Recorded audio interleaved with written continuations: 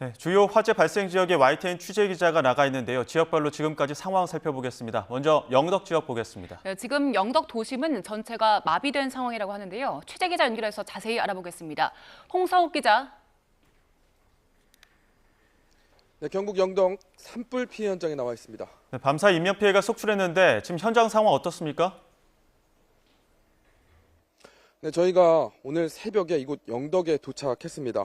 영덕 도심 자체가 마비된 상황이었습니다. 전기가 끊겼고 통신이 마비됐으며 곳곳에서 시뻘건 불길이 치솟았습니다. 앞을 볼 수 없을 정도로 연기가 자욱했는데요.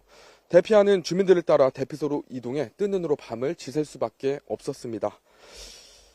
산불 피해 현장을 좀 자세히 좀 보여드리면요. 제 뒤편으로 보이면 이렇게 검게 그을린 구조물들이 보입니다. 산불의 기세가 얼마나 거센지 철제 구조물이 완전히 녹아 주저앉았습니다. 이 모습만 봐도 당시 열기가 얼마나 거셌는지 짐작하실 수 있을 겁니다.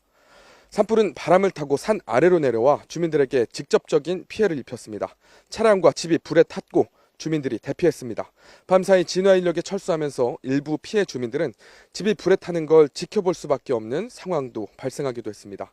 다행히 새벽부터 바람이 잦아들었고 강풍경보도 해제됐습니다. 산림과 소방당국은 해가 뜨고 본격적인 진화 작업을 벌이고 있습니다. 네, 또 안타까운 소식인데 경북 지역에서 산불로 인해서 인명피해가 많았다고요?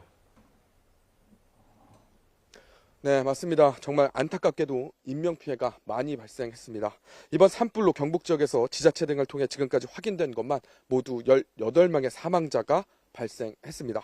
산불로 인한 사망자가 계속해서 늘고 있는데 자치단체에서 확인된 사망자 수입니다. 인명피해는 제가 지금 나와 있는 이곳 영덕에서 많이 발생했습니다. 영덕군 영덕읍에 있는 양로원에서 노인 3명이 대피를 위해 차량에 탑승했는데 이 차에 불이 붙으면서 모두 숨진 것으로 확인됐습니다. 또 불에 탄 시신 2구가 발견됐고 매몰 사망자도 1명이 추가로 확인됐습니다. 경북 영양군 석보면에서는 어젯밤 11시쯤 불에 훼손된 시신 4구가 발견되기도 했습니다. 어제 오후 6시 50분쯤 경북 안동시 임하면의 주택에서 70대 여성이 숨져 있는 것을 가족이 발견해 신고하기도 했습니다. 경찰은 산불 연기를 마셔 질식한 것으로 추정하고 있습니다.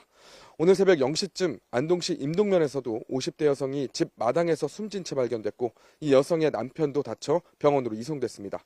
어제 저녁 7시쯤에는 경북 청송군 청송읍의 도로에서 65살 여성이 숨진 채 발견되기도 했습니다.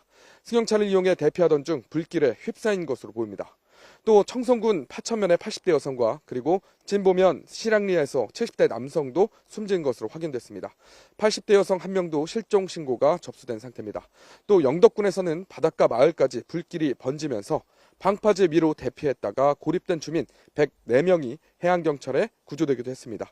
추가로 들어오는 산불 소식은 확인이 되는 대로 다시 신속하게 전해드리도록 하겠습니다. 지금까지 산불 피해 현장에서 YTN 홍서욱입니다.